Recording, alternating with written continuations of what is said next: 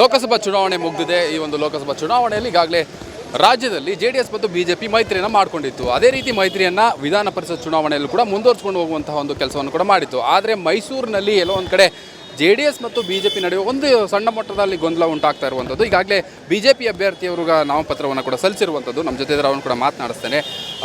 Sir, ಎಲ್ಲೋ ಒಂದು ಕಡೆ ಈಗ JDS ಕೂಡ ಬಿ ಫಾರ್ಮ್ ಕೊಟ್ಟಿದ್ದಾರೆ ವಿವೇಕಾನಂದ ಅವರಿಗೆ. ತಾವು ಸಹ ಈಗ ನಾಮಿನೇಷನ್ ಫೈಲ್ ಮಾಡಿದ್ದೀರಾ. ಎಲ್ಲೋ ಒಂದು ಕಡೆ ಗೊಂದಲ ಅಂತ ಕ್ರಿಯೇಟ್ ಆಗ್ತಾ ಇಲ್ವಾ? ಇಲ್ಲ, ಖಂಡಿತ ಗೊಂದಲ ಕ್ರಿಯೇಟ್ ಆಗ್ತಾಯಿದೆ ಅಂತ ನಾನಾದರೂ ಅಂದ್ಕೊಳ್ಳೋದಿಲ್ಲ. ಯಾಕಂದರೆ ಇಡೀ ದೇಶದಲ್ಲಿ ಮೈತ್ರಿ ಪಕ್ಷಗಳದ್ದು 1990 ನಂತರ ಇಡೀ ದೇಶದಲ್ಲಿ ನಾವು ನೋಡ್ತಾ ಇದ್ದೀವಿ. ಈ ರೀತಿ ಯಾವುದೇ ಪಾರ್ಟಿಗಳಿದ್ದಾಗ ಅಲ್ಲಿ ಸ್ಪರ್ಧಾರ್ಥಿಗಳಿರ್ತಾರೆ. ಚುನಾವಣೆಯಲ್ಲಿ ಗೆದ್ದು ಸೇವೆ ಮಾಡಬೇಕು ಅನ್ನುವಂಥ ಆಸಕ್ತಿ ಎಲ್ರಿಗೂ ಇರುತ್ತೆ, ತಪ್ಪಲ್ಲ. ಇಲ್ಲೂ ಕೂಡ JDSನಲ್ಲೂ ಅಲ್ಲಿ ಯಾರ್ಯಾರು ಟಿಕೆಟ್ ಕೇಳಿದವರೆಲ್ಲ ನಮ್ಮ ಸ್ನೇಹಿತರೆ, ಎಲ್ಲ ಪರಿಚಯ ಇರುವಂಥವ್ರೆ. ನಾವು ಕೇಳಿದ್ವಿ, ಅವರು ಕೇಳಿದರು. ಕೊನೆಗೆ ಭಾರತೀಯ ಜನತಾ ಪಾರ್ಟಿ ಇವತ್ತಿನ ಗೆಲ್ಲುವಂಥ ನಮ್ಮ ಟಾರ್ಗೆಟ್ ಇರುವಂಥ ಕಾಂಗ್ರೆಸ್ಸನ್ನು ಸೋಲಿಸಬೇಕು, ಇಲ್ಲಿ NDA ಮೈತ್ರಿಕೂಟದ ಅಭ್ಯರ್ಥಿಯನ್ನು ಗೆಲ್ಲಿಸಬೇಕು ಅನ್ನುವಂಥದ್ದು ಟಾರ್ಗೆಟ್. ಹಾಗಾಗಿ ನಾವು ಚುನಾವಣೆ ಮಾಡ್ತಾ ಇರೋದು ಕಾಂಗ್ರೆಸ್ ಪಕ್ಷದ ಅಭ್ಯರ್ಥಿಯನ್ನು ಸೋಲಿಸೋದಕ್ಕೆ, ನಾವು ಯಾವುದೋ ಮೈತ್ರಿ ಅಭ್ಯರ್ಥಿಗಳನ್ನ ಸೋಲಿಸ್ಕೊಳ್ಳೋದಕ್ಕೆ ಅಲ್ಲ. ಹಾಗಾಗಿ ನಮ್ಮ ಎಲ್ಲ ವರಿಷ್ಠರ ಬಗ್ಗೆ ನಂಬಿಕೆ ಇದೆ, ಎಲ್ಲರ ಜೊತೆ ಇದಾಗುತ್ತೆ. ಇವತ್ತು ಸಂಜೆ ಒಳಗಡೆ ಈಗೇನು ಈ ಗೊಂದಲನೋ ಭಿನ್ನಾಭಿಪ್ರಾಯ ಅಂತ ಇರ್ತದೆ, ಅದೆಲ್ಲ ಸರಿಯಾಗುತ್ತೆ. ನಾಳೆ ಬಂದು ಮತ್ತೊಮ್ಮೆ ನಾನು ಇಲ್ಲಿ ನಾಮಪತ್ರವನ್ನು ಸಲ್ಲಿಸ್ತೇನೆ. JDS ಅಭ್ಯರ್ಥಿ ತಟಸ್ಥವಾಗ್ತಾರಾ ಅಂತ?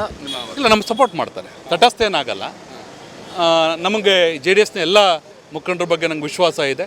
ಈಗ ಮೊನ್ನೆ ನಡೆದಂಥ ಲೋಕಸಭಾ ಚುನಾವಣೆಯಲ್ಲಿ ನಾವು 3 ಕ್ಷೇತ್ರವನ್ನು 28ರಲ್ಲಿ ಬಿಟ್ಕೊಟ್ಟಿದ್ವಿ. ಎಲ್ಲ ಕಡೆ ಮೂರೂ JDS ಪಕ್ಷದ ಅಭ್ಯರ್ಥಿಗಳಿಗೆ ಗೆಲ್ತಾರೆ. ವಿಶೇಷವಾಗಿ ಮಂಡ್ಯದಲ್ಲಿ HD ಕುಮಾರಸ್ವಾಮಿ ಅವರು ನಿಂತಿದ್ದರು. ನಮ್ಮೆಲ್ಲ ಕಾರ್ಯಕರ್ತರು ಸಕ್ರಿಯವಾಗಿ ಕೆಲಸ ಮಾಡಿದ್ದಾರೆ. ಅದೇ ರೀತಿ ಹಾಸನ ಇರ್ಬೋದು, ಕೋಲಾರ ಇರ್ಬೋದು, ಗೆಲ್ತಾರೆ. ಹಾಗಾಗಿ ಅವ್ರಿಗೂ ಮೈತ್ರಿ ಧರ್ಮದ ಬಗ್ಗೆ ಗೊತ್ತಿದೆ, ಅದನ್ನು ಪಾಲನೆ ಮಾಡ್ತಾರೆ ಎನ್ನುವಂಥ ನಂಬಿಕೆ ನನಗಿದೆ.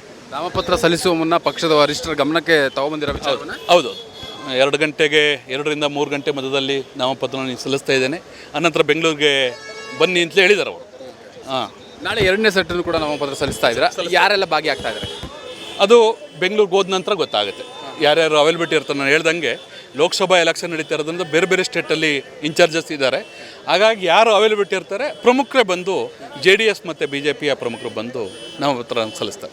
ಒಂದು ವೇಳೆ ಪಕ್ಷದ ವರಿಷ್ಠರು ಒಂದು ತೀರ್ಮಾನವನ್ನು ತೆಗೆದುಕೊಂಡ್ರೆ, ತೆಗೆದುಕೊಳ್ಳುವಂಥ ತೀರ್ಮಾನ ಅಥವಾ JDS ಬೆಂಬಲವನ್ನು ಕೊಡುವಂಥ ತೀರ್ಮಾನ, ಈ ಒಂದು ತೀರ್ಮಾನ ತೆಗೆದುಕೊಂಡ್ರೆ ಅದಕ್ಕೆ ಭದ್ರಾಗಿರ್ತಾರೆ ತಾವು ಅಂತ ಹೇಳಿ? ಇಲ್ಲ, ಆ ರೀತಿ ಸಂಪ್ರದಾಯ ನಮ್ಮಲ್ಲಿಲ್ಲ. ಒಂದು ಸಲ ಅಧಿಕೃತವಾಗಿ ಒಬ್ಬ ಅಭ್ಯರ್ಥಿಯನ್ನು ಘೋಷಣೆ ಮಾಡಿದ ನಂತರ ವಾಪಸ್ ತಗೊಳ್ಳುವಂಥ ಇತಿಹಾಸ ಆಗಲಿ, ಪರಂಪರೆ ಆಗಲಿ, ಸಂಸ್ಕೃತಿ ಆಗಲಿ ಇಲ್ಲ. ಹಾಗಾಗಿ ನಂದೂ ವಾಪಸ್ ತಗೊಳ್ಳಲ್ಲ. ಹಾಗಾಗಿ ನಾನೇ ಭಾರತೀಯ ಜನತಾ ಪಾರ್ಟಿ ಮತ್ತು JDS ಪಕ್ಷದ ಮೈತ್ರಿ ಅಭ್ಯರ್ಥಿಯಾಗಿ ನಾನು ನಾಮಪತ್ರವನ್ನು ಸಲ್ಲಿಸ್ತೇನೆ. ಹಾಗಾದರೆ ತಾವು NDA ಅಭ್ಯರ್ಥಿಯಾಗಿ ಕಣದಲ್ಲಿ ಇರ್ತೀರಿ? ಖಂಡಿತ ಇರ್ತೀನಿ, 100ಕ್ಕೆ 100 ಇರ್ತೀನಿ. Thank you sir. Okay, yes, ಇದಿಷ್ಟು BJP ಅಭ್ಯರ್ಥಿ ನಿಂಗರಾಜೇಗೌಡ ಅವರ ಮಾತಾಗಿರುವಂಥದ್ದು. ಅಂದರೆ ನನಗೆ ಪಕ್ಷದ ಬೆಂಬಲ ಸಿಗುತ್ತೆ, NDA ಅಭ್ಯರ್ಥಿಯಾಗಿ ನಾನು ಕಣಕ್ಕೆ ಇಳಿತೇನೆ ಎನ್ನುವಂಥ ಮಾತುಗಳನ್ನ ಕೂಡ ಸ್ಪಷ್ಟಪಡಿಸ್ತಾ ಇರುವಂಥದ್ದು. ಕ್ಯಾಮ್ರಾ ಪರ್ಸನ್ ಪವನ್ ರಾವ್ ಜೊತೆ ಪ್ರಶಾಂತ್ ಎನ್ ಮಲ್ಲಿಕ್, ಅಮೋಘ್ ಕರ್ನಾಟಕ, ಮೈಸೂರು.